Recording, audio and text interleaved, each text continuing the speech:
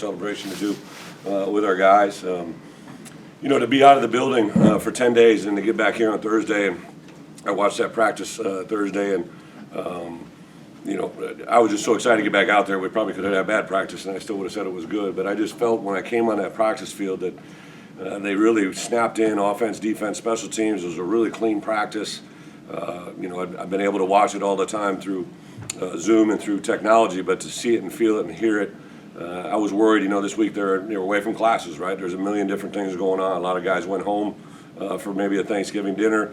We had a celebration dinner here that had a large majority of our team, but the focus that they had and the ability to open the game up the way they did, I kept stressing to them all week, listen, that senior day is a great thing, but you got to turn the page as soon as that celebration is over and get our minds right. And the way we started offense, defense, and special teams, I thought we'd play well today, and it was fun to see it go out and get executed that way. I give a lot of credit to Fitz and his crew. These guys were Big Ten West champions a year ago, right? And we talked about this game from the moment I was hired, and the conversations we had during the course of the year to play a trophy game and to keep it, make it be housed in our building. We built a locker room area for our players to house those trophy games, and to get one now that'll be in our building for the whole year is awesome until we try to defend it again next year. So, the seniors, can't say enough about their perseverance, their faith in us as coaches to jump in and come back and do it. And then especially when things maybe weren't going as well as everybody had hoped at certain times, they kept the faith. They've been tremendous. I've always let senior captains talk at the end of the year, so we had 3 guys talk last weekend. Before the Iowa game, had 3 guys again talk last night: Velo, Kramer, and Jake Hansen, and just to hear their words and what they say about us as coaches and their teammates makes me more confirmed now than ever before that we're definitely headed in the right direction. I'd love to get the chance to play one more game with these guys. If that works out, it'd be great. But just to see the way they're playing and the way they feel it, I think there's a definite vibe to playing their best football at the end here, and we'll see how that all plays out. But I couldn't be happier for our guys to play well at the end of to start the year with a win against Nebraska and to end the year with a win against Northwestern. Would have loved to have a couple more in between there, but to kind of feel where we're at in the Big Ten West, and I think a vision of what we can be is a very exciting time. Brett. So with that opened up. Brett, good to see you in person, by the way. What do you think you've set here this year? I mean, obviously getting some wins you haven't had here in a while. Obviously some games you probably regret because you could have had even more special season. But what foundation do you think you set here? I do think 2 things, right? Like from the day I got here to where we are, I've felt we've kind of been on a steady path to get to this point, right? I get frustrated when we don't have success and get angry but when I walk through that door every day as the head coach, I realize that anything I say, do, or even kind of feel resonates everywhere in this building. And I've been trying to be as upbeat and positive as I can. I've given them a pat on the back when they deserve it. I've also tried to kick them in the tail when they need it. I said after the Iowa game, I was pretty strong with them on that Sunday night that, listen, we're not into participation ribbons, right? Like, we can't just say that we played hard and we gave it a great effort. Like, we didn't win that game, in a game that I think was winnable. And we have to be able to, get through those moments for us to grow in the future. But on the same account, these guys, when they're playing with confidence and they feel it, they understand it, they're very, very productive defensively. It's fun to see OC and Isaiah play well, but those 2 guys are really the only guys we lose. Rod Perry obviously came back in the mix today, but we have the majority of our guys coming back defensively. Offensively, they have 2 running backs. I know Chase got over 1,000. Josh McCray looked like the Josh McCray we've seen. DJ and Luke, and some guys have some decisions to make, but I think the feeling that they have coming off that field, they know where we're headed and hopefully can go in the right direction. We lose a lot of good offensive linemen, Palcho, V, and Doug, Jarasati, are guys that will be moving on, but and then Jack Benovajek, right? What he was been able to do for us this year is just another great story to this year. So we got some work to do. I got a lot of work in recruiting the next 2 weeks.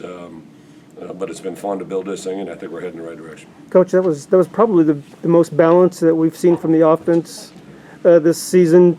Is that kind of the blueprint of what you want to be offensively? I do think balance is good, right? Like, I say this all the time, right? You learn from your players, and I'll never forget, I was with Russell Wilson, and it was like after our fourth or fifth game, and he talked about when we were able to run the ball so effectively, how much easier that made his ability to throw the ball. And I do think there's a core principle in that, the way we want to play.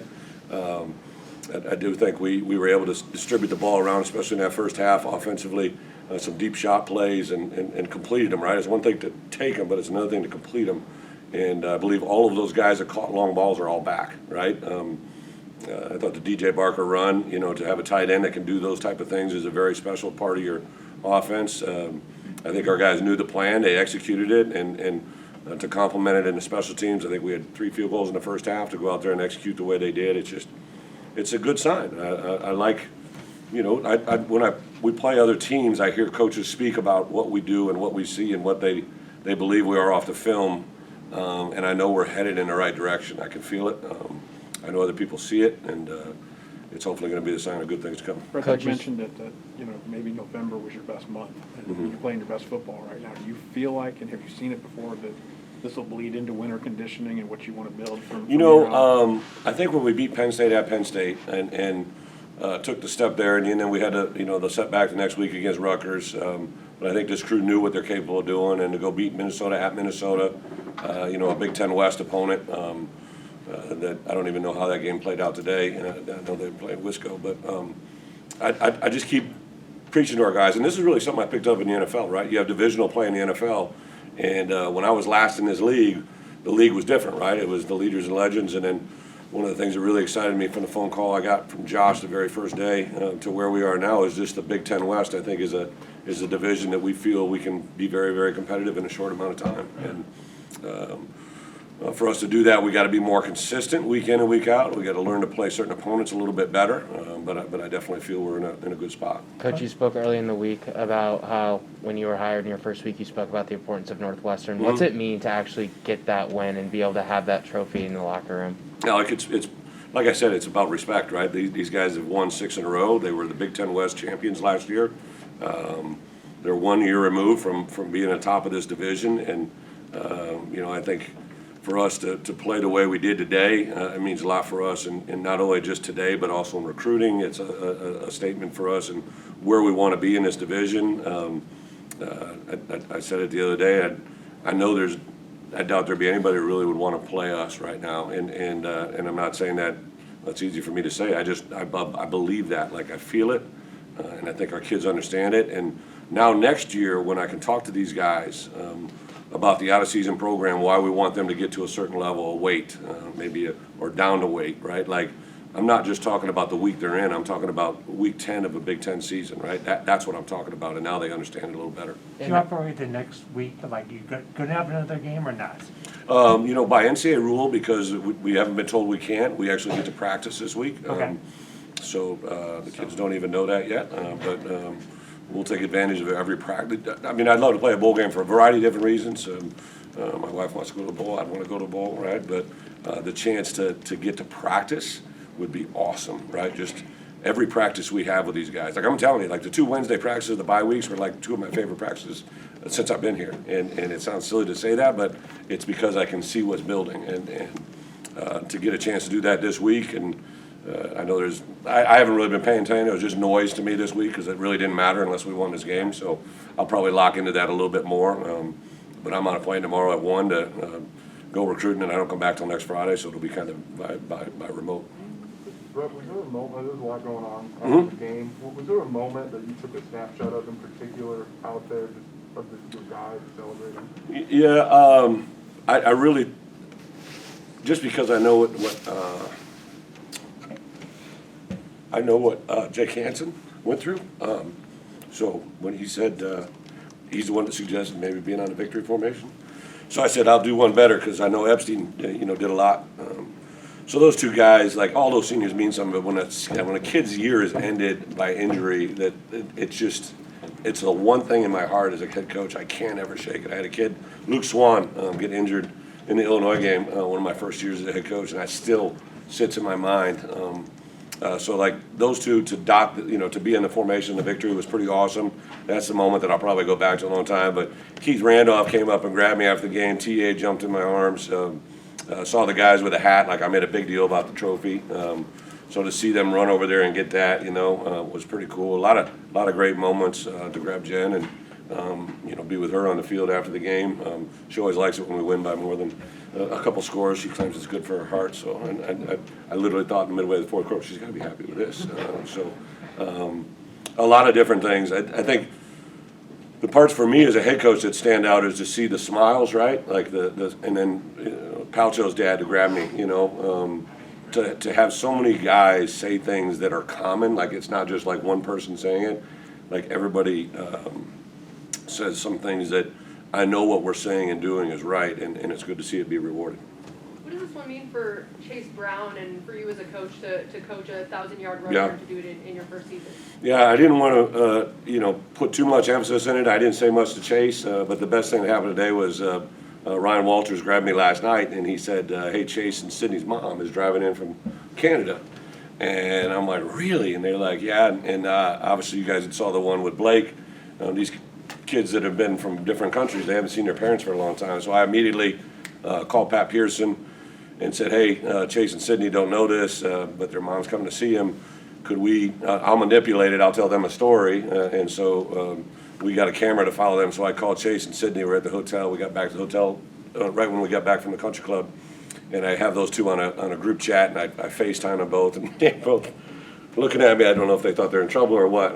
Coaches FaceTime them 20 minutes before the meeting. I said, hey, you two knuckleheads, I think we got some NIL news maybe, because they haven't been able to do NIL because they're foreign students.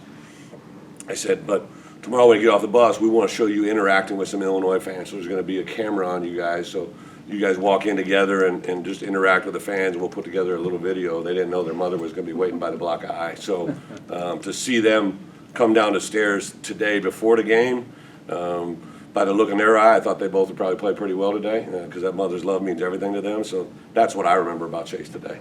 Coach, can you got a full off season this year? Yeah. Can you talk about the importance of continuing to build the brand? So when you get to this point next November, you're playing in front of sold out stadiums. I would love to. It's just, in life you go through things and you don't realize what you have in front of you until you don't have it, right? So I played at the University of Iowa, right? And I saw that stadium last week when I was sitting in COVID protocol, right? And I saw what that fan base was like. And then, I coached in this league at another school that had a sold out place every game. And I know it's Josh and I's goal, right, to fill that baby up, to get to stadium so that people come here every Saturday and that we can represent them, right? I knew it was important for us at the end of the year to go on a high note to show people what we can possibly do in the future. And hopefully that's a great indication of it. As far as having a whole season, we've put a huge emphasis in recruiting. We're going to probably have 8 to 10 of our high school guys sign with us, will be with us in January, and a lot of those guys are coming from winning programs. I know today we had a couple more get added that were state champions in their own right. So that's what I'm excited about, like the guys that we have coming back in this building, but also the guys that we're going to add to it. How did you build this trust with these guys so fast? You feel like on this deep day. Hard to think for 11 months. What was the key to developing that? I think honestly, kids, like I say it all the time, people think kids are different today than they were 20, 30 years ago. Kids want to run to people that they can trust and they feel are going to be honest with them. Like I'm going to tell you now, like every conversation I've had with guys hasn't been a bed of roses, right? Like I'm not a negative person, but I'm going to let them know when I don't think it's right or I'm honest with them. Doug Kramer gave a speech last night that I like. It just like punched me in the head, because he was speaking from the heart, and he made an opening comment about what he's felt since he first came across his staff and working with Coach Miller, and that part I know you can't fake it, right? And you can't. You can fool someone for a day or two or maybe a month or two, but you'll eventually expose yourself, and that's what I've kind of been telling our guys is. Just be the best you, all right? And I can live with everything, but I think it's critical to be real, right? To be human. They see me. You guys have seen me. I get emotional. I never run away from that. Like I tell people all the time, like it takes a lot for a man to say to another man, "I love you," right? But today on that senior goodbye, I got a lot of I love you, you know what I mean? And it wasn't fake, and the feeling was mutual. Coach, Last question. Coach, kind of a question about the game. You capitalized off the 2 turnovers that Northwestern had with touchdowns. How important was that in building the momentum to getting a big lead? Again, it's teaching these guys how we got to play the game. So last night, I let the seniors talk first. Those 3 guys talked, and then I always give a little film session on Friday night, and they never know what's coming at them. I might take a series. I might take a series from us. I might take 6 plays from practice. I never let it be the same. And so last night, I just basically showed them the score at the beginning of the second quarter and the score of the at the last play of the game in 4 divisional Big Ten games for Northwestern. And I wanted them to see, like, the score was this at the end of the first quarter. This was the score at the end of the game, and there was a method there. There was a message. If we start fast, like, this is a team that really struggles to come back from that. And I think when they looked up at the end of the first quarter and saw that score, it's like, hey, I've been here, I've done this, and I've really stressed that to them. So to teach them how to win the game, and my coaches too, right? Like, some of my coaches have been with me before, but I'm a different person than I was in the past, and I want them to know this is how you win the game, right? This is how you play the game in order to win it, and when you follow the script, a lot of really good things can happen, and that happened today. All right, Thank you.